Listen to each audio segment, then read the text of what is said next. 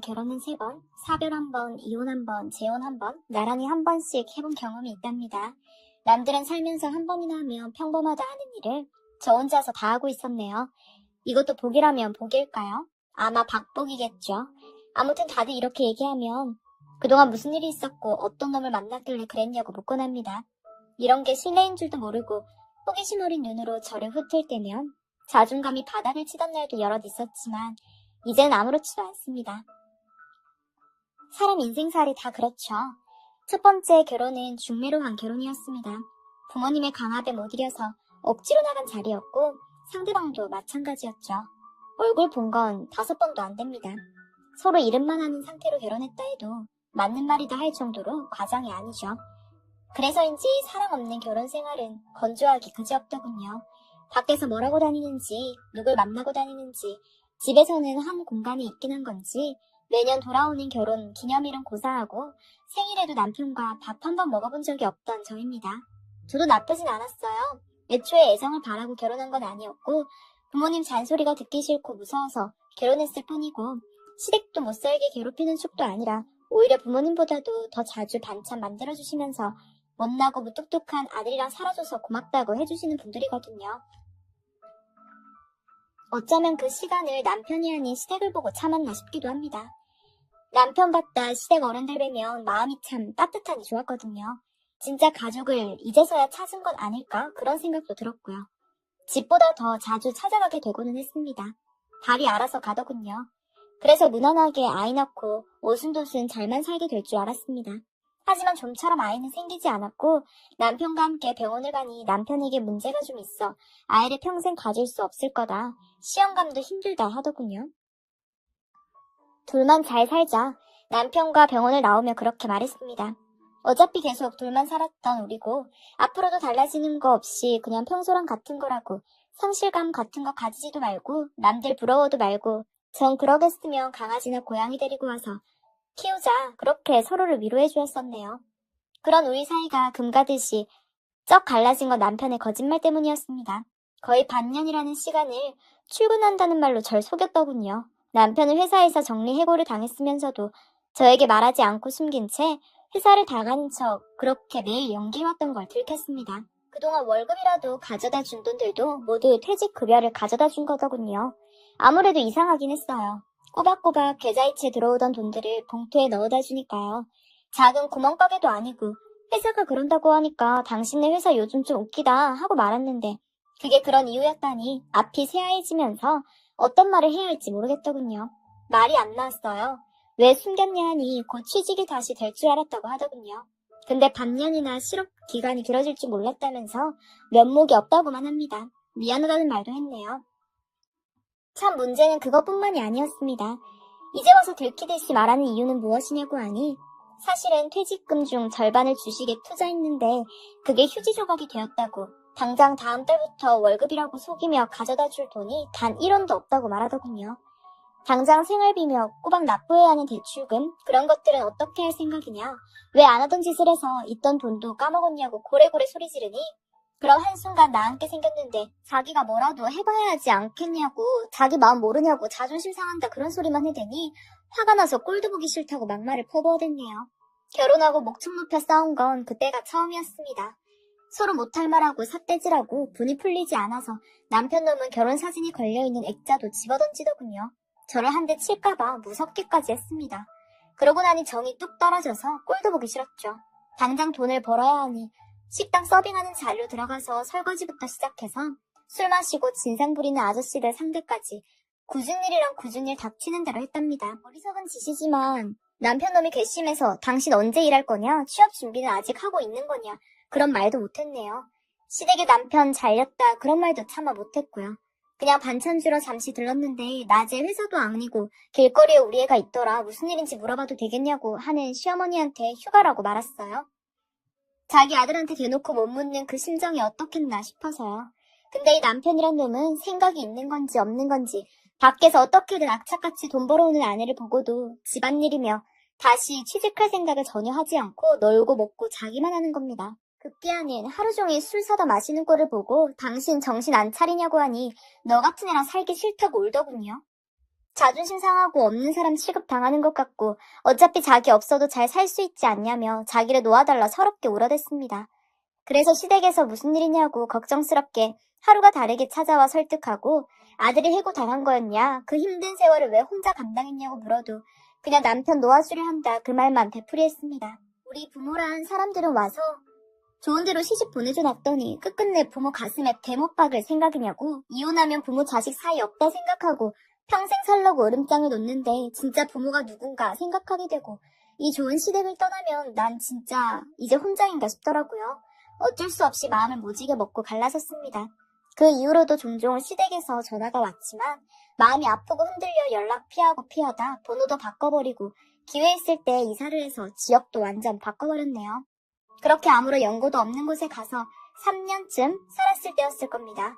식당에서 만난 같은 사장님이 참 좋은 분이더군요. 다정하니 사람을 늘 보살펴주고 배려해주고 생일이다 지나가는 말로 했을 뿐인데 선물도 사주고 일찍 퇴근해라 신경 써주고요.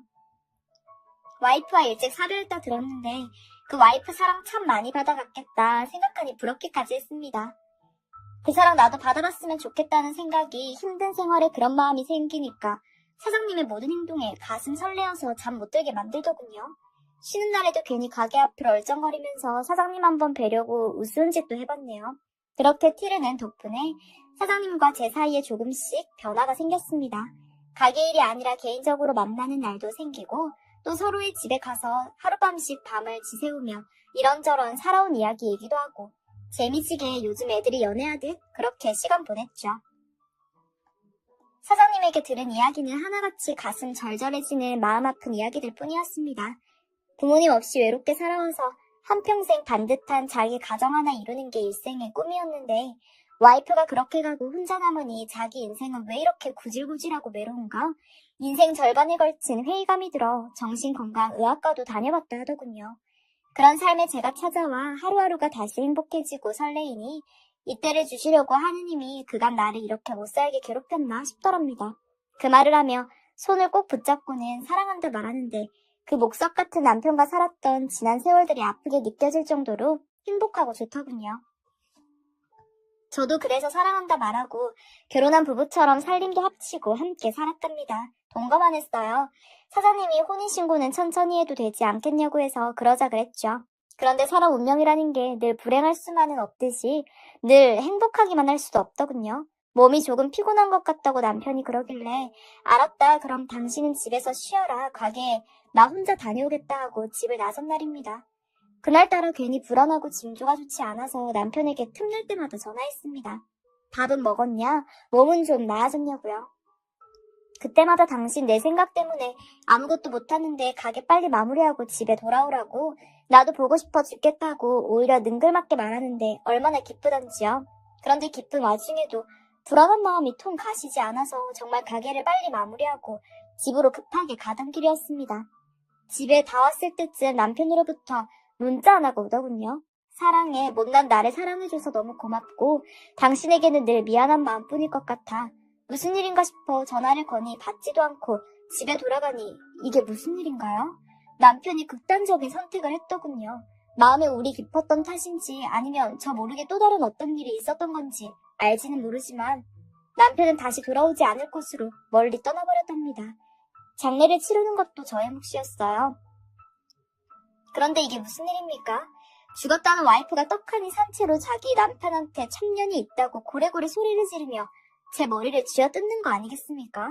둘 사이에서 낳은 아이라고 어린애도 둘 데리고 왔더군요. 일찍 죽었다던 부모님도 나타났습니다. 착하고 순진하고 남 배려할 줄밖에 모르던 애 꼬신 게 당신이냐고 온갖 모욕적인 언사와 폭력을 행사하는데 이게 무슨 일인가 사리 분별할 틈도 없이 당해낼 재간이 없어 저는 도망치듯 장례식장을 벗어났습니다. 장례가 마치고 마음을 추스린 그 사람 와이프라고 우기는 사람에게 연락을 해서 만나자고 말했습니다. 처음엔 욕만 퍼붓더니 그래 어디 만나서 얘기하자 그러면서 자기 집으로 오라 하더군요. 그래서 간 집에는 정말로 그 여자와 죽은 남편이 함께 찍은 웨딩 사진이 집안 곳곳에 있었습니다. 또 그날 장례식장에서 봤던 아이의 것으로 보이는 유아용품도 보았고요. 마음이 복잡하니 착잡해지는 것도 잠시 정신이 아득해졌습니다. 예의상수는 차를 마시며 생각을 정리했지요. 나에게 지금 무슨 일이 일어난 건지 되뇌었습니다. 와이프라던 사람이 하는 말은 놀랍기만 했습니다. 그렇게 자상하고 착하던 남편이 어느 날부터 욕을 하고 집안 물건을 부수며 이혼해달라 요청하더랍니다. 이혼 안 해주면 너 죽고 나 죽는 거다. 그런 협박까지 할 정도로 강력했다고 합니다. 이유도 모르고 이혼할 순 없어서 도대체 왜 그러는 거냐고 몇 번이나 재촉해 물으니 그제서야 사랑하는 여자가 생겼는데 너 때문에 결혼 못하게 생겼다고 자기 혼자라 말했는데 거짓말쟁이 나쁜 놈 만들 거냐고 너한테만 나쁜 놈이면 되지 않겠냐고 그리 말하더랍니다. 그래서 죽어도 이혼은 못해준다고 하니 집 구해서 나가 살겠다고 짐 챙겨 나가고 가게로 찾아오면 진짜 죽이겠다고 눈을 시퍼렇게 뜨고 협박해서 찾아가지도 못하고 그저 울면서 이혼 서류에 도장 찍지 않고 이 악물고 버텼답니다. 그 말을 말하면서 이를 악물고 부들부들 떠는 여자를 보니 거짓말인 것 같지 않아 고개를 숙였어요. 몰랐다는 것도 죄 아니겠냐. 미안하다 정말 미안하다. 그런 사람인 줄 몰랐고 나 때문에 이런 마음고생하는 사람이 있을 거라고 꿈에도 생각해본 적 없다고. 여기 살면 당신과 오고 가며 언제든 한 번은 마주칠 텐데 내가 떠나겠다고 그렇게 서둘러서 짐을 챙겨 본래 살던 곳으로 돌아와 버렸답니다. 그 상황이 되니 아예 몰랐던 곳에 가서 새로운 출발을 하기 겁나더군요. 용기가 나지 않았어요. 그곳을 떠나면서 딱 하나만 되뇌었습니다. 나는 그런 쓰레기 같은 사람은 모른다. 그 여자가 미쳐서 나한테 없는 이야기 소설 같은 이야기를 한 거다. 미안한 마음은 가지되 난 그냥 사별한 거다. 남편을 그냥 불우한 사고를 당해 잃은 것뿐이니 괴념치 말자. 다시 돌아온 곳에서도 제가 할 수 있는 일은 식당 일밖에 없었습니다. 그 지역에서 제일 잘 나가는 식당에 들어가 설거지부터 또 온갖 잡일을 했죠. 아무리 잘 나가는 식당이어도 가끔 손님보다 직원 수가 많을 때가 있지 않습니까? 그럴 때 사는 이야기 몇 번 하다 보니 우연치 않게 전 남편 사는 이야기를 듣게 되었답니다. 지금은 작은 카페를 동네에서 운영하며 잘 살지도 그렇다고 못 살지도 않고 그냥저냥 운영하면서 지내고 있다 하더군요. 그러니 잊고 지냈던 시부모가 너무 보고 싶어졌습니다. 염치없게도요. 그 마음이 닿은 건지 3달쯤 지나 우연히 시부모와 마주쳤습니다. 시부모 옆에는 웬 아가씨가 있었는데 차만이 예쁘더군요. 시부모는 놀라 아가씨를 멀리 보내고는 그동안 어떻게 지냈냐고 사람이 참 매정하다 연락 한 번 없이 그렇게 모질게 사라지는 법이 있냐며 제 손을 꼭 붙잡고 울며 저를 원망하시는데 저도 그만 그 자리에서 아이처럼 엉엉 울어버렸습니다. 부모와도 영 끊고 살고 멀리 나가 살다 사람한테 상처만 받고 돌아와 이제 마음도 몸도 너덜너덜해져서 쉬고 싶은데 쉬지 못하고 몸을 바삐 움직이고 있다. 어쩌다 내 삶이 이렇게 망가졌는지 모르겠다 하는데 시부모가 무언가 결심한 듯 제 번호를 달라 하시더니 나중에 따로 연락하겠다고 그 아가씨와 사라졌습니다. 시부모는 정말로 며칠 후에 저에게 연락 주셨습니다. 다시 함께 살자고 하더군요. 부부가 이혼했다 재혼하는 거 요즘 세상에 흉이냐? 흉이라 할지라도 자신들이 더 잘할 테니 자기들만 믿고 다시 재혼하라는 말에 그게 어디 우리 마음만 가지고 되는 일이냐? 전 남편 이야기도 들어봐야 아는 거 아니겠냐? 그렇게 물으니 전 남편도 저를 많이 그리워하고 있다고 얘기해주더군요. 시부모님의 추진으로 다시 만난 남편은 그렇게 배움을 받고 나온 건지 뭔지 몰라도 진짜로 제가 없는 세월 동안 너무 보고 싶었다고 얘기해줬습니다. 그리웠다. 자기가 마지막에 그리 못되게 군 게 내내 가슴에 맺혀 울며 지낸 밤도 셀 수가 없다고 다시 만나게 되면 정말 잘해주려고 카페 하나 차려서 열심히 일하고 있다며 그렇게 저를 어르고 달래주더군요. 그래서 처음 결혼할 때 못해봤던 우리 둘만의 데이트도 해보고 시부모님이랑 같이 1박 2일 여행도 다니고 식당 일도 접고 시부모님 댁에 들어가 살며 집안일도 맡아 하고 남편 가게에 가서 잠시 자리도 봐주며 그렇게 지내다 결혼식 없이 혼인신고만 다시 했습니다. 그리고 오순도순 그 전에 없던 화목함을 가진 채 새로운 삶을 살기 시작한 거죠. 급하게 뭐 소리 준비할 게 있어 뒤져보다 나 없는 사이 재혼했었던 남편의 결혼식 사진을 보기 전까지요. 그 결혼식 사진 속 여자가 제가 다시 돌아왔을 때 보았던 그 아가씨더군요. 그걸 보고는 내가 아는 걸 누가 알게 될까 무서워 얼른 숨겼습니다. 지금도 가슴이 콩닥콩닥 거리네요. 그 여자하고 어떻게 정리를 한 건지, 그 여자는 지금 어디서 지내는지, 정말 제대로 정리를 한 건 맞는지, 나한테 했던 말과 꼬심은 그럼 뭐인지, 날 단순 가정부로 생각해서 꼬셔 데리고 왔다 생각하기에는 지금 삶이 너무 달콤하여 말도 안 되는 소리란 생각이 들었습니다. 하지만 저에게는 일이 달콤히 잘해주었으면서 저 여자는 그럼 어떻게 쫓아낸 건지 이런 생각을 하다 보면 잠을 잘 수가 없어 뜬 눈으로 지새웁니다.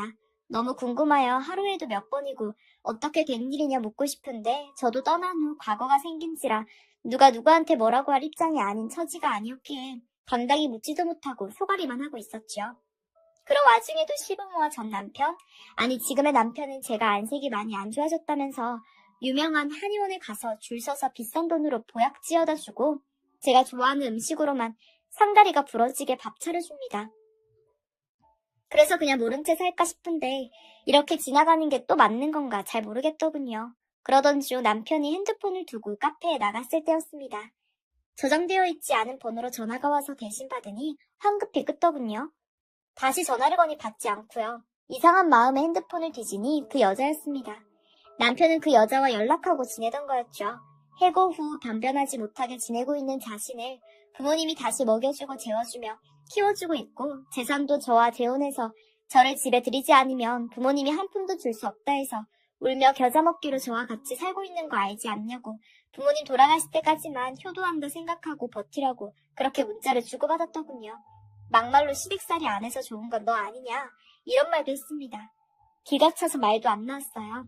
문자 내용 뭐냐고 카페에 가서 물으니 알게 된 마당에 부모님 앞에서만 친한 척 지내자 하는데 어떻게 해야 할지 모르겠더군요. 정말 인생 헛살았나 봐요. 이 이야기를 세게 해야 할지 아니면 모른 척 눈 감고 살아가야 할지 방법이 없네요. 저만 모르는 척하면 이 평화가 유지되지만 그렇다고 제가 알고도 속는 바보가 되기 싫어 혼란스럽습니다. 전 어떻게 해야 할까요? 제 사연은 여기까지입니다. 여러분 들어주셔서 감사해요.